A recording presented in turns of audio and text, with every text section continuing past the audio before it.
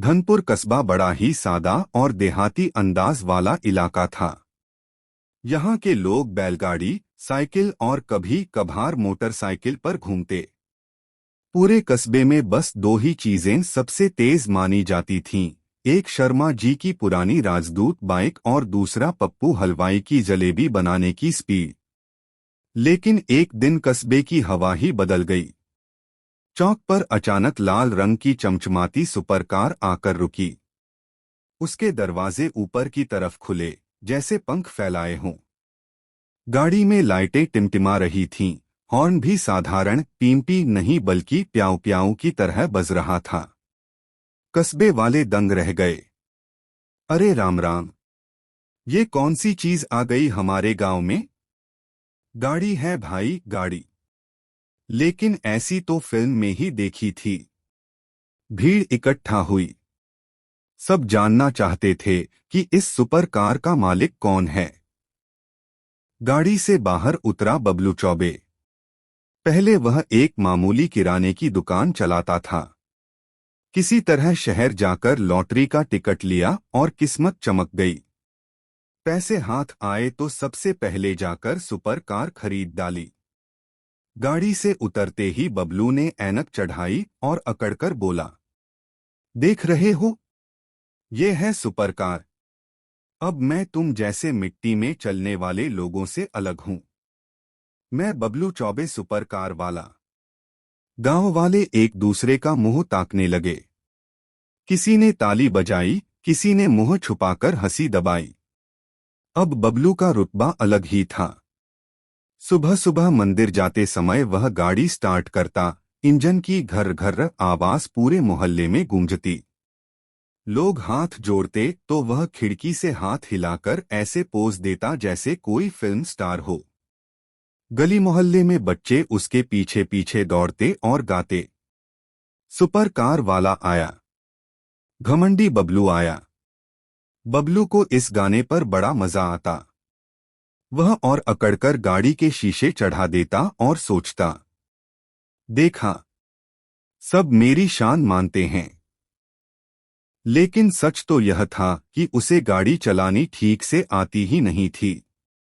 एक बार मोहल्ले की पतली गली से गाड़ी निकालने गया तो कार बार बार बंद हो रही थी। कभी दीवार से टकराती, कभी नाली में अटक जाती। मोहल्ले वाले ताली बजाकर हंसते।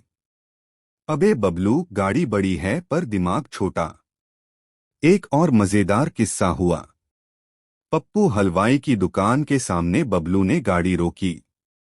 दरवाजा ऊपर की तरफ खुला और सीधा पप्पू के दुकान के बोर्ड से टकरा गया। जय श्री राम स्वीट्स का बोर्ड गिरकर रसगुल्ले के टब में जा धंसा। पप्पू गुस्से से बोला, अरे बबलू, ये गाड़ी है या बुलडोजर? बबलू अकड़कर बोला, गलती बोर्ड की है, मेरी गाड़ी की नहीं। ये सुपर कार है, छोटे मोटे बोर्ड इसकी बराबरी क्या करेंगे? लोग हंसते हंसते लोटपोट हो गए। एक बुजुर्ग बोले, बेटा, गाड़ी बड़ी हो तो अकड़ भी बड़ी आ जाती है लगता है। धीरे धीरे बबलू का घमंड हद पार करने लगा। उसने मोहल्ले में नियम बना दिया, मेरी गाड़ी को हाथ मत लगाना। जो छुएगा उसे 500 जुर्माना देना होगा। अब बच्चों को और मजा आने लगा। वे रोज गाड़ी को हाथ लगाकर चिल्लाते, हमने छुआ, हमने छुआ, और फिर भाग जाते। बबलू गुस्से में झाड़ू लेकर उनके पीछे भागता। गांव के बड़े बूढ़े अब सोचने लगे, ये लड़का दिन-ब-दिन बेकाबू होता जा रहा है, इसे सबक सिखाना जरूरी है। लेकिन बबलू को कोई चिंता नहीं थी। वह हर जगह अपनी गाड़ी बीच में खड़ी करता, शादी ब्याह हो या मेले ठेले, और लोगों से कहता, पहले मेरी गाड़ी देखो फिर अपना काम करो। गांव वाले चुपचाप उसकी हरकतें देखते और मन ही मन योजना बनाने लगे। गांव के लोग बबलू की हरकतों से तंग आ चुके थे, लेकिन उनके चेहरे पर गुस्से से ज्यादा मुस्कान थी, क्योंकि सब जानते थे कि बबलू का घमंड ज्यादा दिन नहीं टिकेगा। फिर मौका आया वार्षिक मेले का।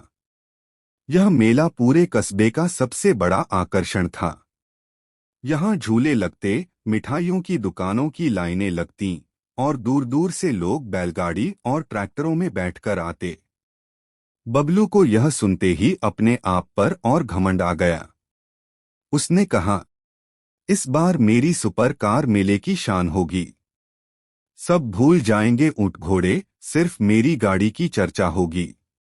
मेले के दिन वह चमचमाती लाल शर्ट पहनकर, गले में सोने की नकली चेन डालकर और काले चश्मे लगाकर गाड़ी में बैठा। जैसे ही उसने चौक पार किया, बच्चे चिल्लाने लगे, लो आ गया सुपर कार वाला, लो आ गया घमंडी बबलू। बबलू मुस्कुराता हुआ भीड़ चीरकर मेले के मैदान में पहुंचा और गाड़ी को बिल्कुल बीचों बीच खड़ा कर दिया। अब सब देखेंगे सिर्फ मेरी शान, उसने अकड़कर सोचा। लेकिन किस्मत को कुछ और ही मंजूर था। अचानक काले बादल घिर आए और जबरदस्त बारिश शुरू हो गई। मैदान कीचड़ से भर गया। बैलगाड़ियां आराम से निकल गईं, ट्रैक्टर भी आसानी से चलते रहे, पर बबलू की सुपर कार जरा सा हिली और धंस गई कीचड़ में। पहले उसने जोर लगाकर एक्सीलेटर दबाया, घर्र घर्र, लेकिन गाड़ी और गहराई में धंसती चली गई। भीड़ हंसते हंसते लोटपोट होने लगी। अरे ये है तेरी सुपर कार, देखो कैसे मिट्टी में बैठ गई। बैलगाड़ी निकल गई, ट्रैक्टर निकल गया और बबलू की लाखों की गाड़ी फंस गई।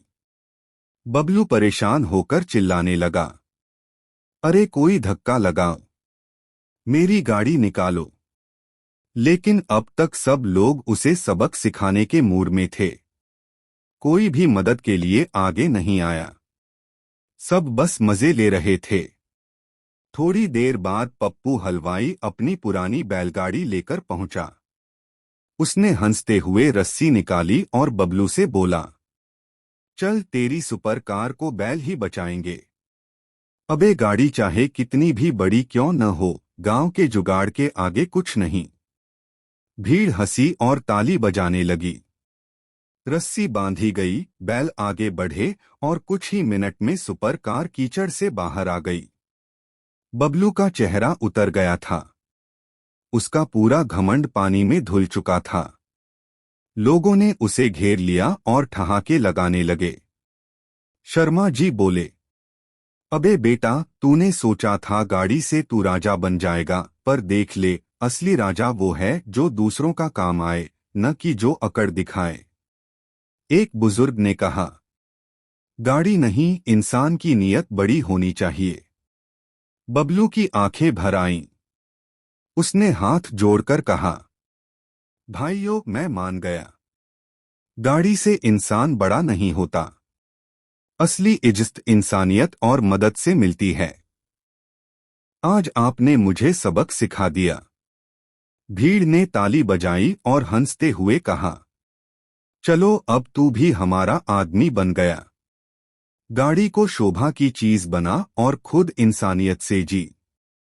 उस दिन के बाद बबलू ने अपना व्यवहार पूरी तरह बदल दिया।